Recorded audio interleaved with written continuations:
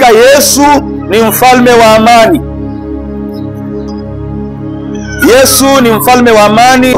Nini maana ya amani? Nitaelezea nini maana ya amani. Kwa nini Yesu ni mfalme wa amani?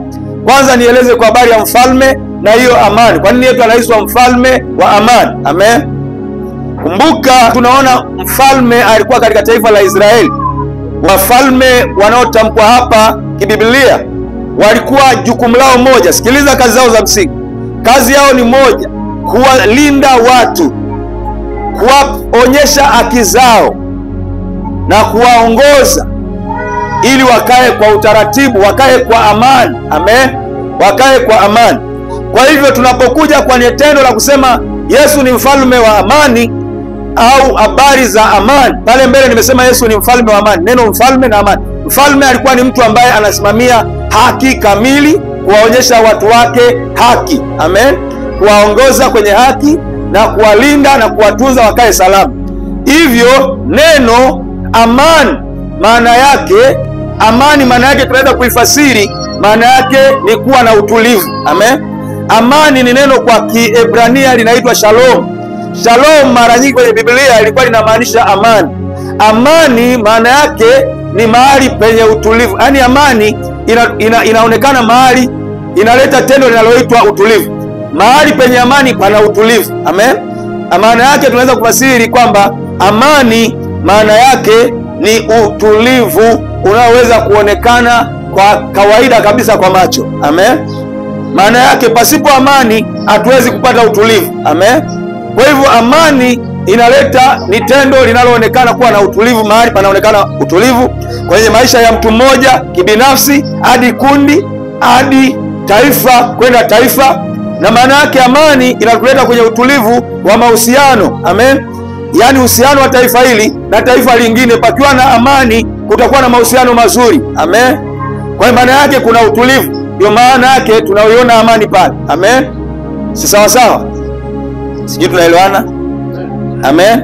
Ukisoma katika hiyo Isaya mstari wa 6, kuna kipengele chake pale nimekichagua.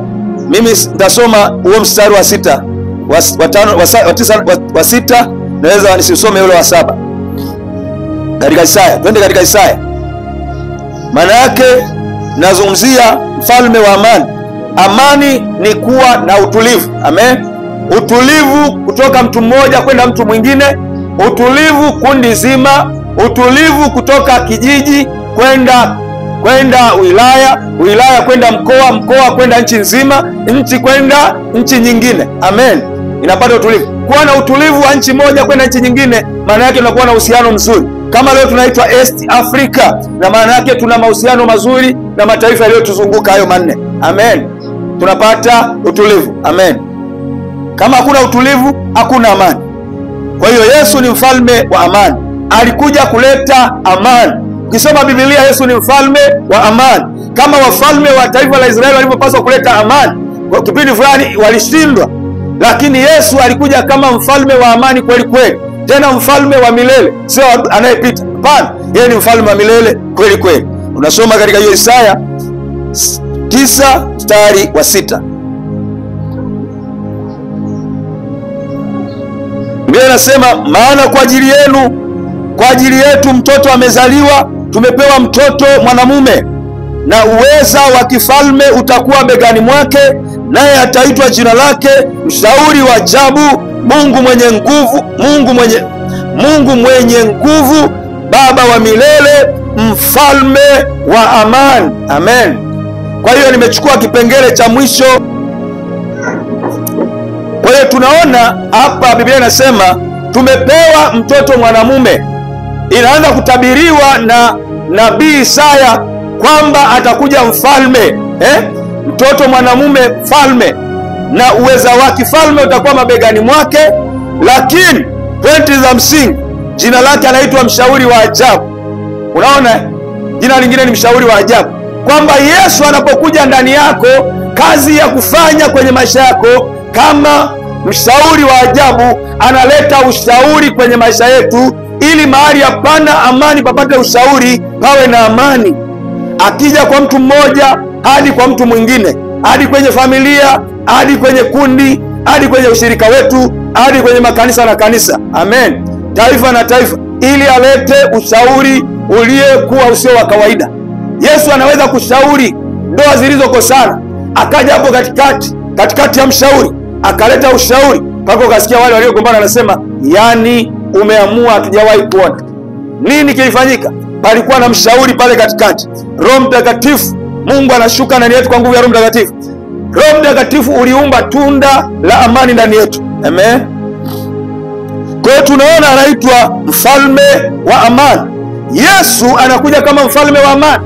Neno hili ni neno kubwa sana kwenye maisha yako ya kiroho, kwamba unapopitia changamoto, unapopitia majaribu, unapopitia makandamizo, unapopitia kuondokewa na amani, amani inapovurugwa, lazima urudi kumwangalia mfalme wa amani, amen. Amani haiwezi kurudi mahali pa mtu, amani haiwezi kurudi ndani ya moyo wa mtu pasipo kurejea kwa mfalme wa amani, yani ambaye ni Yesu Kristo, aliyekufa akafufuka, kifo na mauti vikamwacha, yuko mbinguni, amen. Yeye ni mfalme wa nini? Mfalme wa amani. Yeye ni mfalme wa amani. Biblia inaonyesha wazi kwamba yeye ni mfalme wa amani. Kwa hiyo kama nilivyosema, amani ni tendo la mtu kupata utulivu, amen. Akiwa mgonjwa hawezi kupata utulivu. Ukiwa una njaa huwezi kupata utulivu. Ukiwa na changamoto fulani huwezi kupata utulivu. Kwa hivyo amani ni tendo la mtu kupata utulivu ndani yake. Yawezekana mtu anakuwa mgonjwa hana utulivu. Yawezekana mtu anasikia vita vinaendelea ndani ya mwili wake, au vita vya maneno juu yake, au vita vya kukosa chakula, au vita vya ndoto mbaya. Hiyo ni vita, inamuondolea amani. Kwa hivyo anakosa utulivu. Kwa hiyo amani ni kupata utulivu. Yawezekana umekuja ibadani lakini hauna utulivu moyoni. Shetani ameondoa amani ndani yako. Kumbuka, anayeondoa amani ndani yako si mtu. Usije ukamwona mtu kwa sura. Unapomuona mtu, unapoona tatizo limeanza kwa mtu, usimuone mtu. Kuwa na kawaida ya kumuona shetani amemtumia yule mtu. Yesu akamwambia Petro, toka shetani, nenda nyuma yangu. Yesu hakumuona Petro ni shetani, bali anamuona shetani ndani ya Petro, amen. Haleluya. Kwa kusema maneno haya kwamba Yesu ni mfalme wa amani, Yesu alikuja kurejesha amani iliyopotea. Alirejesha lini amani? Yesu alirejesha amani alipoenda msalabani. Yesu alipoenda msalabani, alikuja, alipokufa na kufufuka tu kupaa mbinguni. Yesu alirejesha amani na kuiacha kwa wanafunzi wake ili wakae kwa amani siku zote, amen. Ngoja kwanza tuendelee, nitakuja mpaka huko kwenye hilo andiko. Kukosa amani kibinafsi ni tatizo. Unaweza kuwa na amani kibinafsi, amen. Amani kibinafsi, amen. Amani kibinafsi. Hebu tuangalie katika Zaburi sura ya 4 mstari wa 8, amani ya mtu kibinafsi. Amani ya mtu kibinafsi ni ya maana sana. Biblia inazungumza kwa habari ya amani, utulivu. Unajua, ukiwa na utulivu ndipo unaweza ukafanikiwa. Usipokuwa na utulivu, hata ukiomba maombi hayaendi mbele, hayaendi. Unaona kabisa maombi yangu ni kama yajibii, maana hayana utulivu. Zaburi ya 4. Zaburi sura ya 4 mstari wa 8. Hebu tusome pale. Tuone hapo Daudi anasema nini. Sura ya 4 mstari wa 8. Daudi alizungumza neno hapo. Mstari wa 8 katika Zaburi ni wa mwisho kabisa. Katika amani nitajilaza. Anasema katika amani nitajilaza na kupata usingizi maana wewe Bwana peke yako ndiwe unijaliaye kukaa salama. Daudi anasema katika amani nitajilaza. Katika amani nitajilaza na kupata usingizi mara tu. Unaonaje? Usiku, je, unaweza kupata usingizi usipokuwa na amani? Hata usingizi wa usiku kitandani huwezi ukaupata usipokuwa na amani, amen. Daudi anasema katika amani nitajilaza, maana yake atalala. Usingizi, anasema nitajilaza mara tu, maana wewe Bwana peke yako ndiwe unijaliaye kukaa salama. Daudi anasema nikiwa wewe Bwana ndiye unanifanya nikae salama. Maana Mungu asipokupa amani, Mungu asipoashiria amani yake kwako, tayari hautakaa salama maisha yako yote. Amani ya Mungu ikiwa ndani yako, kila kitu kinaenda vizuri. Amen. Ndio maana Daudi anasema, wewe Bwana, nikiwa na amani kwako nitajilaza salama. Kwako nitapata kuwa salama. Kwa sababu gani? Kuna amani inazunguka pale. Amen. Kwenye maisha yetu, kama amani ikitoweka, hatuwezi kuwa na amani. Hebu tusome. Kwa hiyo tunaona amani ya mtu binafsi, ikiwepo atalala usingizi vizuri. Kwa mgonjwa hakuna amani. Mgonjwa hawezi kulala usingizi mzuri. Kwa wale wanasumbuliwa na nguvu za giza hawezi kulala vizuri. Wanasumbuliwa na madeni na kila aina, benki iko hapa imekuja, benki imekuja, anadaiwa mkopo. Hamna amani. Mpaka amani itakaporejea. Watu wenye magonjwa, nguvu za giza ndio mbaya, huwezi kuwa na amani. Daudi anasema nalala, hata kujilaza atalala kwa sababu kuna amani. Hata atakuwa na usalama kwa sababu kuna amani. Haleluya. Nenda kapige picha mtu mwenye madeni leo, hana amani. Amani imeondoka. Kapige picha kwa mwizi. Mwizi hana amani. Leo yuko mtaa, kesho anaishi mtaa ule, kesho mtaa ule. Kwa mwizi nenda kapige uone. Kwa mlevi leo yuko baa ile, yuko baa ile kule. Kwa sababu gani? Mlevi anahangaika ndani, hamna amani. Amen. Hebu tuendelee tuangalie. Hiyo ni kwa mtu binafsi. Amani kwa mtu binafsi, kwamba unaweza ukatulia. Soma Samueli wa kwanza mstari wa 7 na wa 14. Amani ya mtu binafsi. Nazungumzia amani ya mtu binafsi, kwamba inavyoweza kuwa amani ya mtu binafsi. Amani ni tendo la muhimu sana kwenye maisha ya mwanadamu, katika kuabudu, katika maisha yako ya kila siku. Ni tendo la muhimu sana kupata utulivu, maana katika ule utulivu ndio unaweza kufanya vitu vya kupendeza. Samueli wa kwanza, nimesema sura ya 7 mstari wa 14. Biblia inasema hivi: nayo miji ile Wafilisti walioikuwa wamewapokonya Waisraeli ilirudishwa tena kwa Israeli tokea Ekroni mpaka Gazi. Waisraeli wakauokoa mpaka wake mikononi mwa Wafilisti.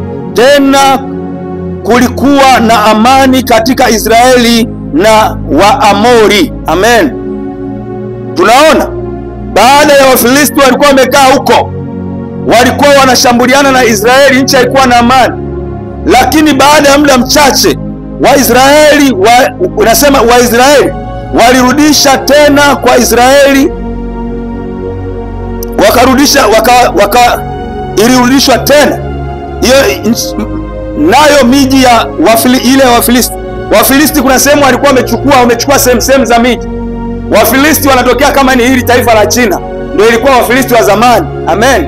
Kwa hiyo wale jamaa walikuwa wameenda sehemu za Israeli, wameteka, wamekamata maeneo. Lakini baada ya siku chache, Biblia inasema ile miji ilirejeshwa kwa Israeli tena mpaka mipaka ya Ekroni. Inasema Ekroni mpaka wa Gazi. Waisraeli wakaokoa mipaka wake mikononi mwa Wafilisti. Tena kulikuwa na amani katika Israeli na Waamori. Amen. Waamori ambao walikuwa wanaishi kipindi hicho. Haleluya. Kwa hiyo tunaona baada ya Wafilisti kuwa wametawala kipindi kile, lakini kulikuwa hakuna amani kwa Israeli, hakuna furaha, maana miji yao ilikuwa imetekwa, iko mikononi mwa watu wa Filisti. Kwa hiyo walienda wakakamata, wakarudisha mipaka yao kutoka kule wanasema Ekron mpaka sehemu za Gazi, Eferi, wakakamata wakarudisha tena kama mali yao. Tena Biblia inasema kukawa na amani. Amen. Kukawa na amani katika Israeli kwa sababu waliweza kukomboa vile vilivyoibiwa, vilivyokuwa vimekamatwa na Wafilisti. Haleluya. Kwa hiyo kuna wakati shetani anaweza akachukua haki yako ya msingi. Lazima utambue haki yako ya msingi haipo. Ndio maana hauna amani. Hauna amani kwa sababu haki zako za msingi haunazo. Lazima ukapambane ili urudishe hiyo amani, mahali amani imeondoka. Amen. Haleluya. Hiyo ni amani kwa Israeli. Tunaona binafsi mpaka kwa kundi zima. Pia kuna kikundi. Wafalme wa kwanza sura ya 4 mstari wa 24 hadi 25. Tunaona amani kwenye kikundi. Kundi la watu kama hapa, amani inaweza ikaondoka. Amani ikiondoka kwenye kundi la watu kama hapa tulipo, amani inaweza ikaondoka, lakini kuna amani kwa kundi zima. Amen. Kama tulivyoona hapa, Israeli ilirudisha amani kwa kundi zima kwa Wafilisti, kupitia Wafilisti ambao walinyang'anywa vitu vyao. Namba 2, kikundi cha watu. Wafalme wa kwanza sura ya 4 mstari wa 24 na wa 25. Wafalme wa kwanza sura ni ile ya 4 mstari ni 24 mpaka 25. Tutasoma kama ilivyoandikwa hapa. Kwani kitabu cha Wafalme, tunazungumzia mambo ya wafalme sasa. Kwani ilikuwa akitawala nchi yote upande huu wa mto toka Tifsa mpaka Gaza, juu ya wafalme wote upande huu wa mto, naye alikuwa na amani pande zake zote. Yuda na Israeli wakakaa salama, kila mtu nchi ya mizabibu wake na nchi ya mtini wake, tokea Dani mpaka Beersheba, siku zote za Sulemani. Sulemani alipokuwa mfalme alikuwa ametawala, akailinda mipaka ya Israeli. Inasema tangu uko Tifsa hadi Gaza, na ile inasema toka Dani mpaka Beersheba. Kumbuka, unapozungumzia Dani mpaka Beersheba, yani ni mipaka kutoka juu mpaka chini. Yani tunaweza kusema ni hapa Tanzania, Dar es Salaam mpaka Kigoma. Haleluya! Kwamba Sulemani kipindi anatawala, kipindi hicho eneo lote hilo lilikuwa na amani. Amen. Tunaona amani kwa ajili ya taifa la Israeli. Amen. Lakini kuna pointi ya msingi hapa. Inawezekana kugombea mipaka ya shamba ama viwanja vya mashamba ikaondoa amani zetu. Tuwakosa amani kwa ajili ya kugombea mipaka ya mashamba. Israeli, Sulemani anasema alilinda mipaka vizuri, na taifa likawa na amani na raha kipindi chake Mfalme Sulemani. Amen. Nini maana yake? Tunapoweza kugombania mipaka ya mashamba, tunaweza kuondoa amani katika familia, amani ya ndugu na ndugu, amani ya jirani. Haleluya. Inatokea hivyo kwa nini? Hivyo inaweza kutokea kwa sababu amani imetoweka. Mara mtu ameweka mpaka wake hapa, mpaka wake unaishia hapa, wewe ndio usogeze kijiwe chako upeleke hapa, amani itatoweka. Lakini Sulemani alijitahidi sana kulinda amani ya Israeli, toka Dani mpaka wa Beersheba chini, akalinda amani ikawepo. Biblia inasema nchi ikawa ina utulivu, nchi ikawa na utulivu kabisa. Amen. Kwa hiyo tunaona kundi la Israeli linapata utulivu wakati Sulemani anatawala. Amen. Mfalme Sulemani unamuona mfalme, lakini tunamuona Yesu, mfalme wa amani, mfalme wa Agano la Kale. Anawakilisha picha ya Yesu Kristo atakayekuja ili kuleta utulivu kwenye maisha yetu ya kiroho mpaka ya kimwili, kwenye jamii mpaka taifa. Amen. Toka mtu mmoja kwenda mtu mwingine. Amen. Ndivyo ambavyo ilitakikana. Lakini kunaweza kuwa namba 3, kimataifa. Pia kimataifa kuna amani kimataifa. Tumeisoma hapa umoja kama taifa au kwenda mipaka ya mataifa mengine. Hebu tuangalie katika Zaburi ya 121 mstari wa 6 hadi 8. Kimataifa, kupata amani taifa na taifa lingine, hiyo ni nzuri pia. Zaburi 122 mstari ule wa 6 hadi 8. Nini maana ya amani? Amani ni kupata utulivu. Amani ni kupata utulivu. Kama hauna utulivu ndani yako, hauwezi kuwa na chochote unaweza ukipokea kikamilifu. Kukosa amani huwezi kupokea yale unayohitaji kikamilifu. Amani kitawala. Hata mgonjwa tu akiwa unamwona ni mgonjwa anaumwa, siku ya kwanza anasema nilikuwa silali usingizi, kama ulimuombea siku ya pili akalala, tambua mgonjwa wako ameenda kupona, kwa sababu ana amani, usingizi anaanza kuupata. Amen. 122 mstari wa 6 na wa 8.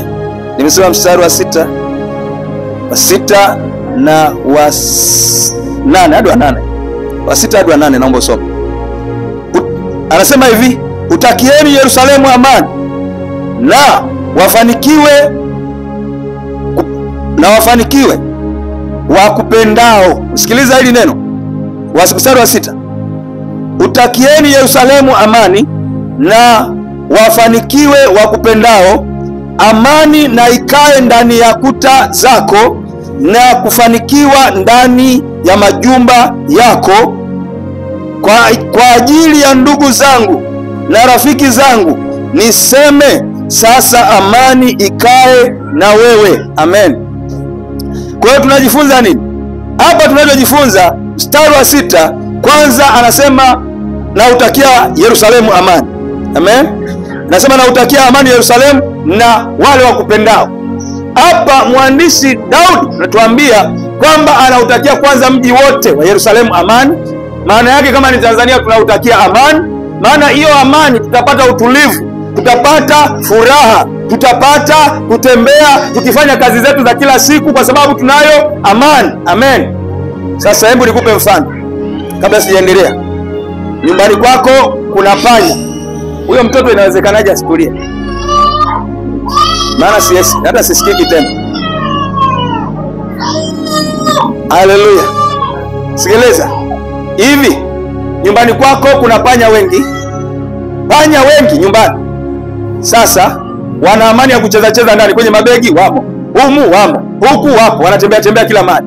Sasa ngoja umchukue paka, siku mlete paka. Ukimleta paka, panya watafanyaje? Watatulia. Amen. Kutakuwa na utulivu, si ndio? Si ndio? Sasa paka wataleta amani nyumbani kwako. Au unasikia zile porokocho ukiwa umelala, mara vyombo jikoni vimeangushwa, mara nguo zimekatakatwa? Hapana. Panya analeta amani. Paka ataleta amani nyumbani kwako. Si ndio? Sasa kwa nini? Amani ikiingia nyumbani kwako kutakuwa na utulivu. Amani, wanafunzi na walimu wao kutakuwa vizuri kwenye masomo yao na wataendelea vizuri. Amani kwenye ndoa, amani kwa baba na mama, amani kwa watoto na wazazi wao, kutakuwa na amani. Amani taifa na taifa, amani viongozi, amani wakuu wa dini, utakuwa na amani, si ndio? Amen. Anasema utakieni amani na wale wakupendao. Kina nani wanaompenda Mungu? Kwa wale wanaompenda Mungu lazima watapata amani ya Mungu. Amen. Amen. Sura ya mstari wa 7 anasema amani na ikae ndani ya kuta zako na kufanikiwa ndani ya majumba yako. Kwa hivyo Mungu ni mfalme wa amani. Mungu anataka amani ikae nyumbani kwako, ikae kwenye mji wako kama ni taifa, mpaka kwenye majumba yenu. Amen. Kwa hiyo amani ikiwa kwenye taifa lako, amani ikiwa nyumbani kwako, kutakuwa na nini? Kutakuwa na furaha. Amen. Kutakuwa na amani, tutafanya kazi, tutapata kwenye biashara, tutaenda kuhubiri Injili, tutakwenda vizuri. Nyumbani pakiwa na chakula, tutaenda kuhubiri mtaani. Hata nyumbani pakiwa na amani, tutahubiri vizuri. Amen. Si ndio? Mstari wa 8, kwa ajili ya ndugu zangu na rafiki zangu tasema sasa amani ikae nawe. Sikiliza, kwa ajili ya rafiki zangu tasema amani ikae naye. Sasa kama wewe na ndugu yako mkisema amani, na huyu akisema amani, na yule akisema amani, na yule akisema amani, kumbuka ule umoja unakuwa na amani na nguvu. Amen. Amani ni kitu kinachotuunganisha pamoja. Amen. Amani ikiondoka kwa mtu mmoja, hapa ndani hakuna utulivu kwa kila hata mtu. Amen. Lakini amani inapokuwa inarejea, utaona hata urejesho wa maisha yetu ya kiroho na ya kimwili. Amen. Amani ikae na rafiki yangu. Wewe unapaswa kusema kila mara amani ikae na rafiki yako. Na huyu akisema amani ikae na rafiki yangu, na yule akisema amani ikae na rafiki yangu, tunajipata hapa ndani tayari wote ni marafiki, wote ni wapendwa, wote tuna safari moja, wote tunawia mamoja. Tukisema leta jiwe, tunaleta jiwe. Sio tukisema leta jiwe mmoja analeta mawe, analeta mchanga. Tukisema jiwe wote tunaleta jiwe, kwa sababu tuna nini? Tuna amani moja, tumekubaliana pamoja, mtu na rafiki yake. Lakini kama tukisema vinginevyo, amani inakuwa imevurugika. Amen. Kwa hiyo tukiwa tumeambiana amani. Shalom, shalom, shalom, shalom. Mtu na mwenzake anamwambia shalom, shalom, shalom. Ndio maana tu unasikia mtu akikwambia shalom, shalom, unapaswa mwambie shalom. Amen. Ukiwa katikati ya vile vibandiko ni vingi, na unaona hapa inatakiwa tu utumie salamu ambayo ni rahisi, ambayo silete ukakasi wala kuleta vurugu. Unasema shalom, shalom, inakuwa kawaida. Sawa? Shalom, shalom maana yake amani. Sawa? Maana unamtakia mwenzako amani. Shalom, shalom, kwamba amani. Hamna shida. Sasa kama ni amani wewe na huyu, amani mimi na wewe, amani ndugu na yule, amani na yule, amani na yule, hapa tunakuwa kidogo. Sinakuwa kundi lenye nguvu. Shetani anatuweza wapi? Maana ndipo upendo unakaa pamoja ndani ya ile amani. Amen. Amen. Haya, ninaelezea mambo kadhaa. Amani kwa taifa, amani kwa binafsi, kwa mtu mmoja mmoja. Hebu tusome Petro wa kwanza 3:11. Petro wa kwanza sura ya 3 mstari wa 11. Tuone waandishi wa Agano Jipya nao wanatuambia nini.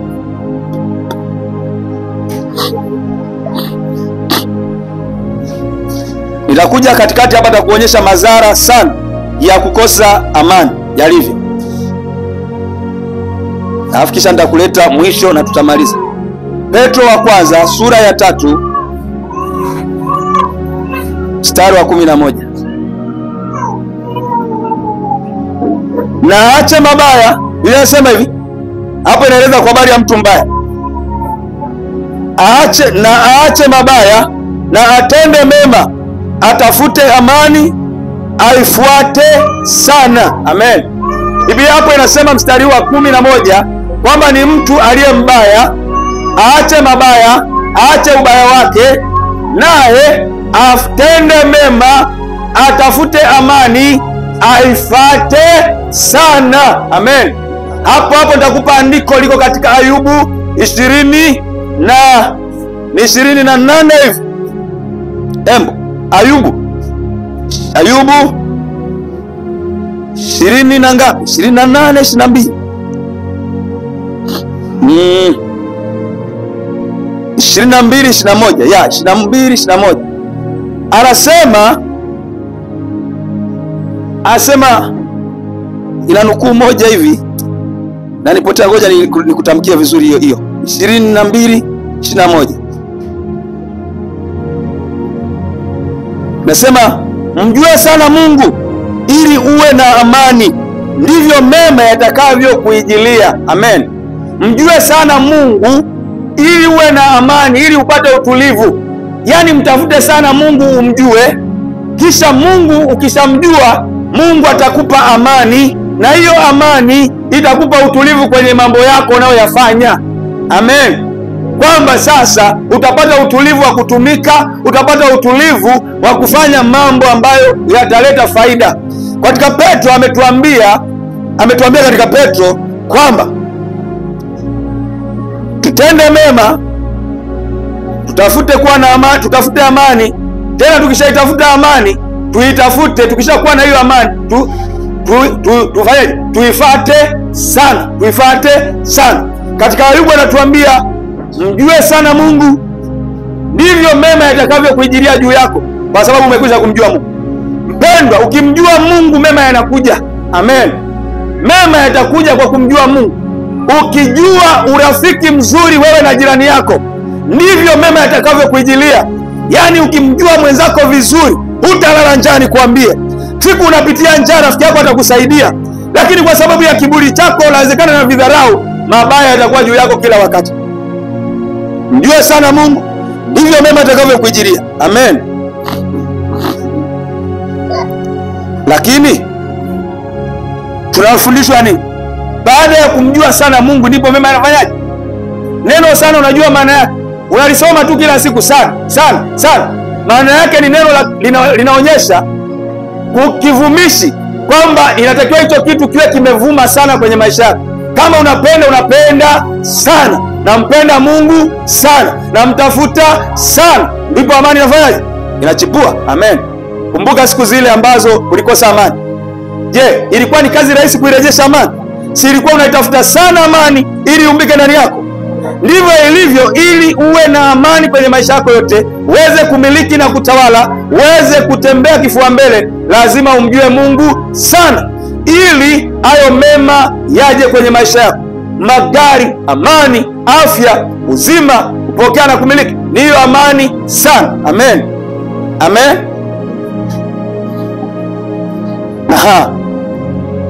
Namba 4 nilisema ile ilikuwa kimataifa, kitaifa pia, lakini hiyo tuachane nayo. Amani ni kwa Kiebrania nimesema ni shalom. Amen. Hebu tusome katika kitabu cha Yeremia ile sura ya 33 mstari wa 6. Yeremia hiyo watu wengi wanapenda kuinukuu kwenye mistari yake ile ya kwanza, ile ya tatu. Watu wengi wanaunukuu sana. Ni mstari umekolea sana kwenye vichwa vya watu. Yeremia 33 mstari wake ni wa 6 tu. Biblia inasema hivi, mstari wa 6 katika Yeremia, tazama nitakuletea afya na kupona, nami nitamponya, nami nitawafunulia wingi wa amani na kweli. Amen. Mstari huu wa 6 tu katika Yeremia, nabii Bwana aliyemtumia kwa maonyo mengi na kwa kulifundisha taifa la Israeli kinywa. Neno hili laja kwa nabii Yeremia kumwambia, mstari wa 6, tazama nitakuletea afya. Amen. Bwana anasema nitakuletea afya. Ni tendo. Afya ni tendo la kuonekana. Mtu mwenye afya anaonekana kwamba anajulikana, huyu mtu ana afya njema, anastahimili wakati wa baridi, anastahimili wakati wa joto, anastahimili kazi, anazifanya vizuri kwa ubora. Amen. Mungu anataka watu wenye afya. Ndio maana anasema nitawaletea afya. Afya ili ifanyeje? Anasema nitawaletea afya na kuwaponya na kuponya. Nami anasema sio na kuwaponya. Anasema nitawaletea afya, kupona. Anasema nitakuletea afya na kupona, nami nitakuponya, nami nitakufunulia wingi wa amani na ukweli. Amen.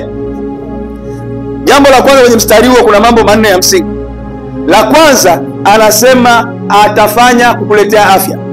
La pili anasema na kupona pia. 3 anasema nitakuponya. 4 anasema, la 4 anatuambia kwamba atakufunulia wingi wa amani na kweli. Amen. Kwamba utakuwa na amani na utakuwa mtu mkweli. Yaani utakuwa na amani na utakuwa mtu mkweli. Mungu atavileta hivyo kwa wingi ndani yako. Amen. Unajua ukishakuwa na amani alafu ukiwa mkweli, yani kufanikiwa ni rahisi, maana umetenda kilicho sahihi. Kwamba ukweli ukiwa katika familia, baba na watoto, kanisa na mchungaji, viongozi kanisani, mashemasi, wazee wa kanisa, viongozi sekta mbalimbali, kanisa, mshirika na mwenzake, wakiwa tayari wanafanya kitu, wana amani na wanawafanya ukweli, hawatambiana uongo. Twende tukafanye kazi fulani shambani, tutaenda pamoja, tutalima shambani vizuri, hakuna ila akipokea akilipwa yeye hela akichukua, hata vita nyingine ataanza kuonyesha, hizi ndio nimepokea, tunagawana. Kwanza tunatoa zaka hapa, tukagawana hela yetu. Sawa sawa.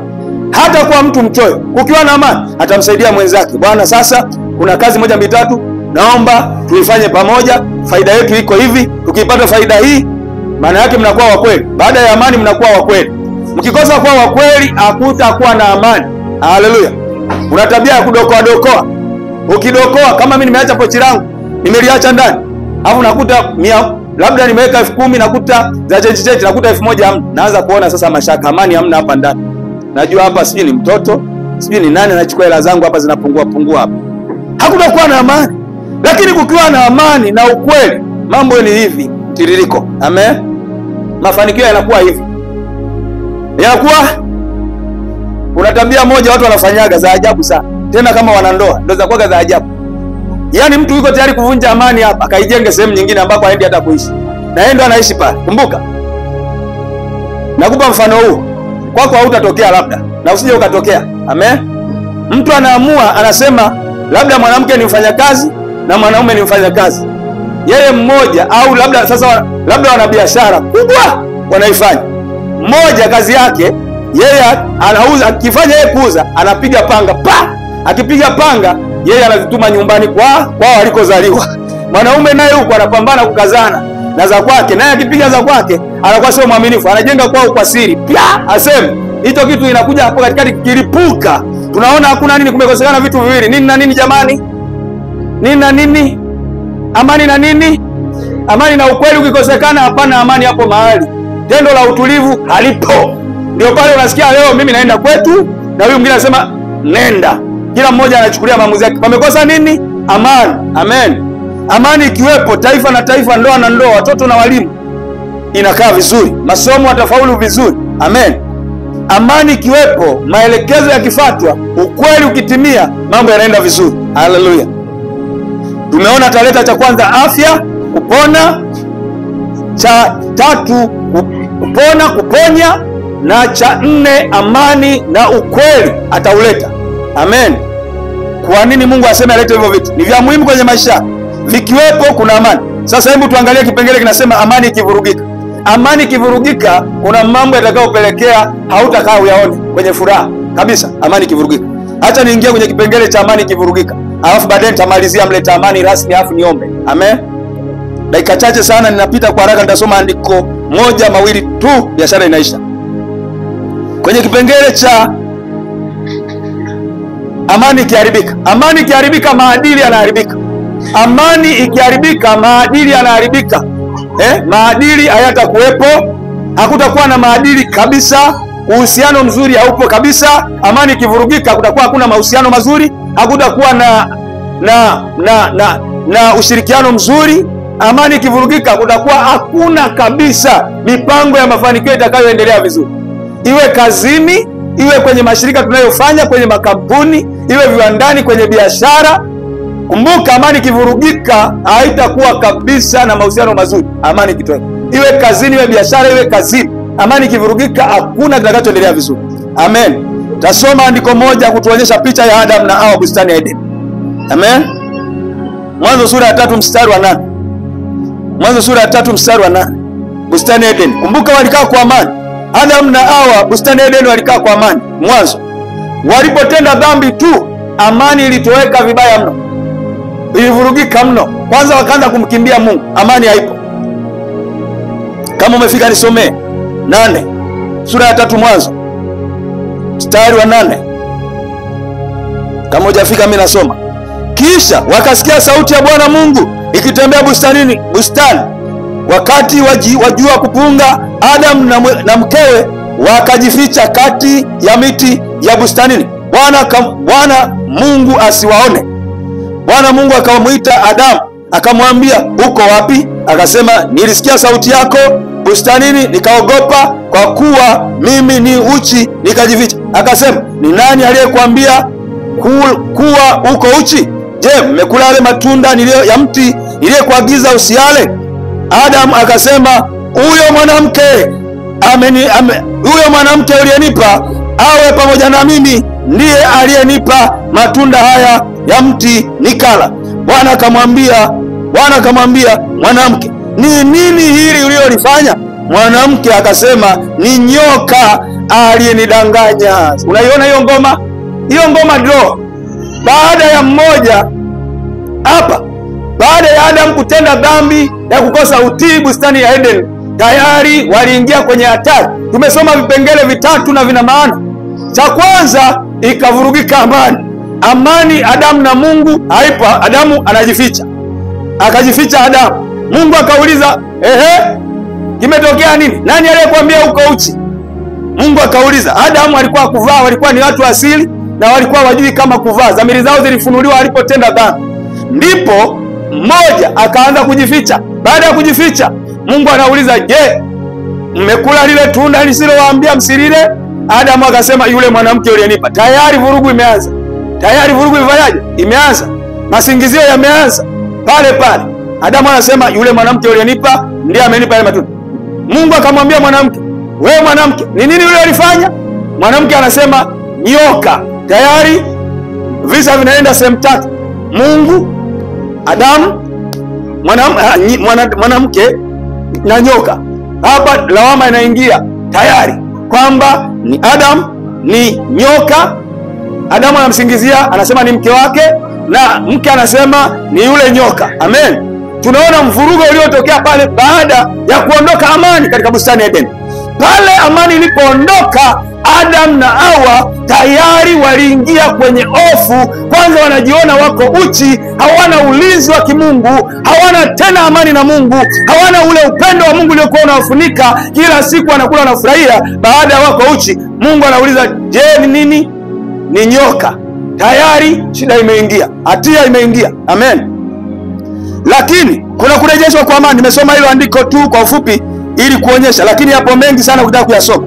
Lakini nazungumzia kipengele cha urejesho. Urejesho ulirejeshwa na Yesu Kristo. Urejesho wa amani ulirejeshwa na Yesu Kristo.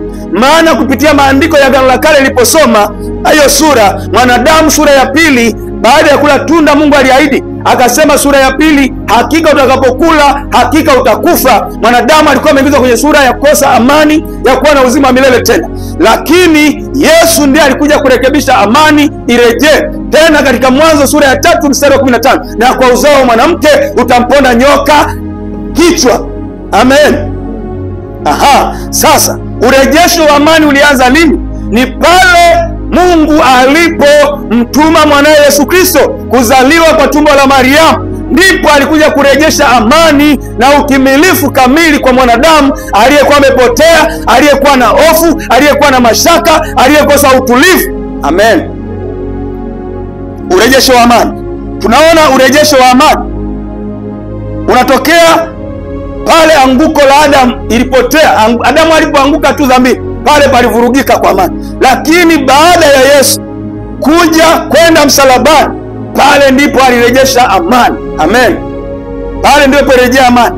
Pale Yesu alipoenda msalabani akasulubiwa kwenda kaburi, kufufuka, kupaa mbinguni, alirejesha amani. Hebu tuangalie kile alichokifanya Yesu. Tusome katika kitabu cha Luka ile sura ya 2 mstari wa 14.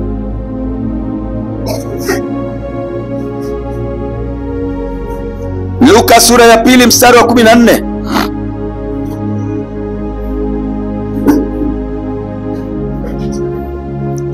Nasoma kama ilivyoandikwa. Biblia inasema hivi: atukuzwe Mungu juu mbinguni, na duniani amani kwa watu uliowaridhia. Ikawa malaika hao walipoondoka kwenda zao mbinguni, wale wachungaji waliambiana, haya na twendeni mpaka Bethlehemu tukalione lililofanyika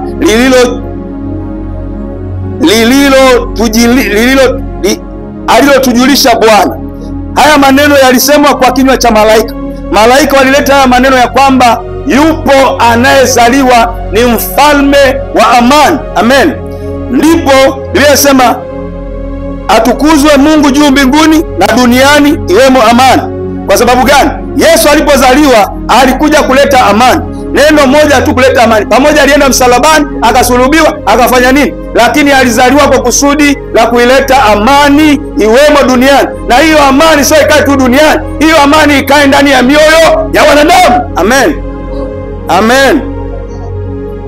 Wakaenda kwa haraka, wakamkuta Mariamu na Yusufu na mtoto mchanga amelala horini. Kwa hiyo tunaona Yesu alizaliwa kwa ajili ya kurejesha amani. Huyu ndiye mfalme wa amani. Yesu ni mfalme wa amani. Anapoingia kwenye maisha yako, anageuza, mapepo yanaondoka, magonjwa yanakoma, laana za ukoo zinafutika, zinaenda kukomeshwa. Yesu alikuja kukomesha kila desturi iliyo kinyume ndani ya maisha yako. Kila kinachoondoa amani, Yesu alikuja kukiondoa ili amani ipate kukaa. Nataka nisome andiko lingine mawili hadi matatu ya mwisho uone Yesu alichokifanya. Amen. Hivyo alileta amani. Ukisoma Waefeso, Yohana sura ya 3, Yohana wa kwanza sura ya 3 mstari wa 8, naomba tusome pale tuone kile Yesu amefanya. Muda mfupi naenda kuomba, tunaenda kumaliza ibada. Kwa kwanza wa Yohana sura ile ya 3 mstari wa 8. Sikiliza hichi Yesu amekifanya. Biblia inasema atendaye dhambi ni wa ibilisi. Sura ya 3, Yohana sura ya kwanza sura ya 3 mstari. Atendaye dhambi ni wa ibilisi, kwa kuwa ibilisi hutenda dhambi tangu mwanzo, kwa kusudi ili mwana wa Mungu azihirishwa ili kuzivunja kazi za ibilisi. Niko kwenye kipengele cha B, hapo kwenye kipengele hichi B, hapo mwanzo sio. Kwa kusudi mwana wa Mungu alizihirishwa ili kuzivunja kazi za ibilisi. Yesu alizihirishwa kwenye mstari huo wa 8, kipengele cha B ndio chenye pointi yangu ya msingi. Yesu mwana wa Mungu alizihirishwa, ambaye ni Yesu Kristo, alizihirishwa kwa umma wa ulimwengu ili kuja kuzivunja kazi za shetani. Amen. Biblia inasema yeye amwaminie atazitenda kazi kama zile Yesu amezifanya, maana yeye amezihirishwa kuzivunja kazi za shetani. Ukisoma katika Warumi, Mungu wa amani atamseta shetani chini ya miguu yako kwa upesi. Maana yake nini? Atamseta kwa upesi. Mungu wa amani. Amen. Amen. Kwa hiyo Yesu alizihirishwa kuzivunja kazi ya shetani. Ukisoma Waefeso 2 mstari wa 12 na 17, kwa haraka sana nitausoma, naenda kumalizia hapo mbele kidogo tu katika maandiko haya, uone kile kilichotokea. Efeso sura ya 2 mstari wa 12 hadi wa 17. Biblia inasema hivi, kwamba zamani zile mlikuwa hamna Kristo, mmefarakana na jamii ya Israeli, wageni wasio na maagano ya ahadi ile, mlikuwa hamna tumaini duniani, hamna Mungu. Lakini sasa katika Kristo Yesu, ninyi mliokuwa mbali hapo kwanza mmekuwa karibu kwa damu yake Yesu Kristo. Mstari wa 14, kwa maana yeye ndiye amani yetu, aliyefanya sisi sote tuliokuwa wawili kuwa mmoja, akakibomoa kile kiambaza cha kati kilichotutenga naye. Mstari wa 15, naye akiisha kuondoa ule uadui kwa mwili wake, ndiyo sheria ya amri zilizopo katika maagizo, ili afanye hao wawili kuwa mtu mpya mmoja ndani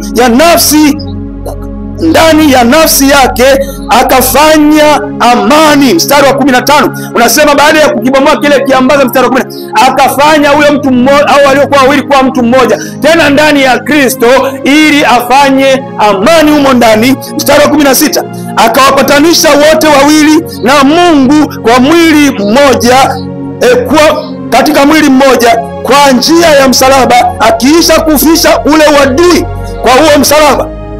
Mstari wa mwisho wa 17, akaja akahubiri amani kwenu ninyi mliokuwa mbali, amani kwenu ninyi mliokuwa karibu. Amen.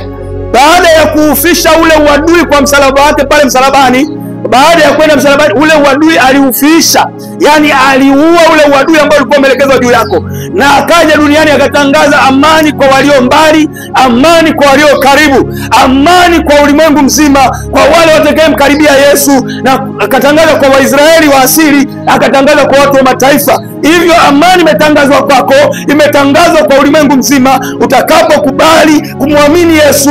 Amani ya Bwana Yesu inaumbika ndani yako kwa nguvu ya Roho Mtakatifu. Acha nikasome andiko linaloelekea mwisho kabisa ili tukamalizie. Amen. Yohana 14 mstari wa 27.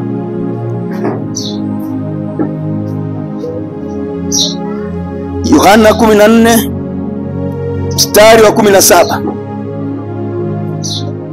Ndiye Roho wa kweli, ambaye ulimwengu hauwezi kumpokea kwa kuwa haumuoni wala haumtambui, bali ninyi mnamtambua, maana anakaa kwenu, naye atakuwa ndani yenu. Roho Mtakatifu anaumba amani. Roho Mtakatifu anakuja kuumba baraka. Roho Mtakatifu analeta uponyaji. Roho Mtakatifu analeta amani mahali hapana amani, maana atakuwa ndani yenu ninyi mnapomkiri Yesu kuwa Bwana.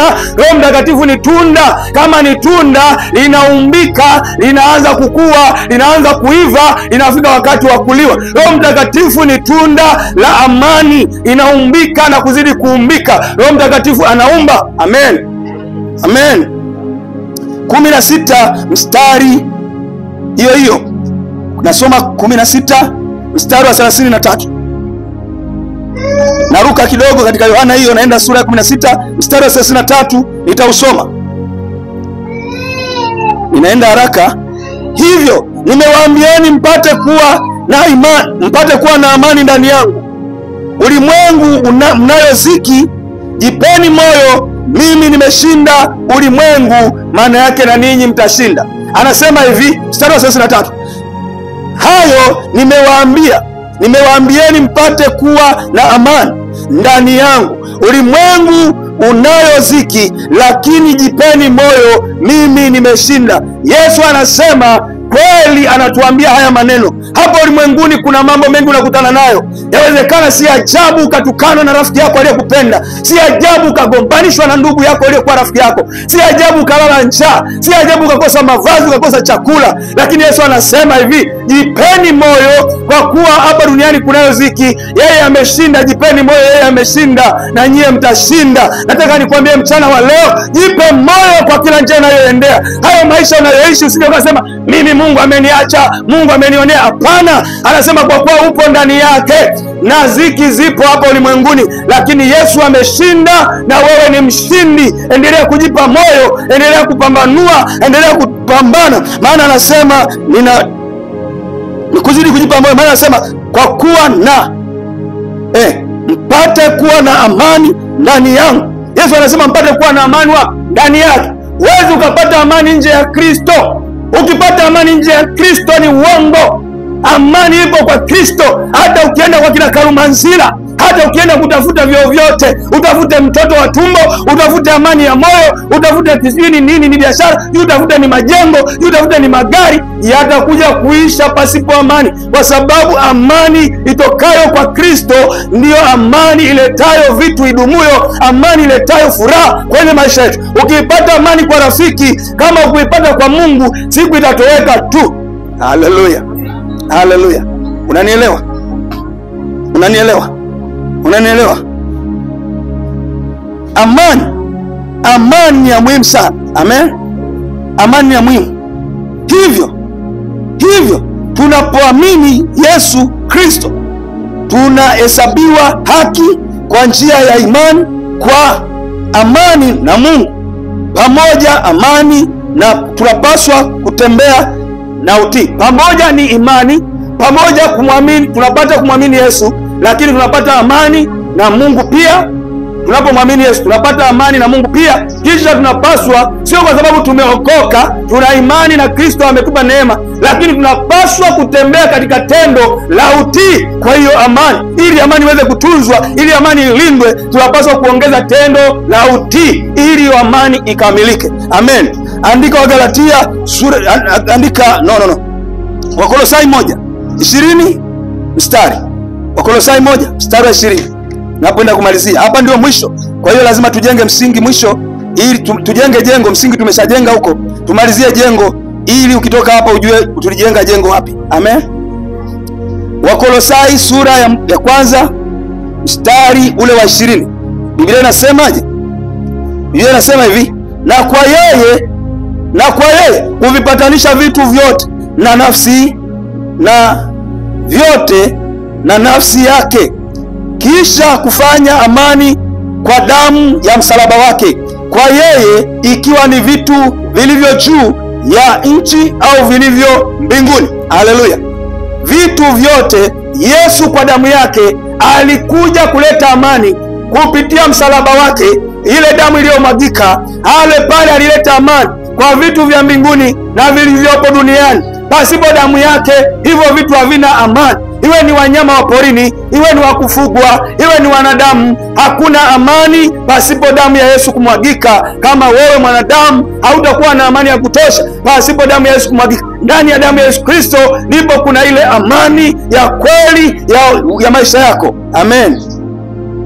Kwa sababu narudia mstari, na kwa yeye alivipatanisha vitu vyote na nafsi yake, akiisha kufanya amani kwa damu ya msalaba wake.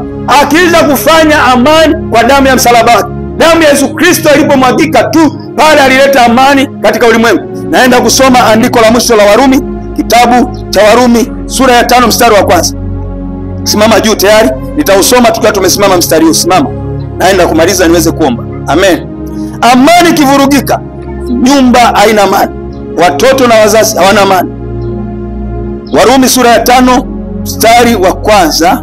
Biblia inasema, basi tukiisha kuhesabiwa haki itokanayo katika imani, na muwe na amani kwa Mungu kwa njia ya Bwana wetu Yesu Kristo. Biblia inasema mstari wa kwanza katika Warumi sura ya 5, basi tukiisha kuhesabiwa haki. Hiyo haki inapatikana kwa njia gani?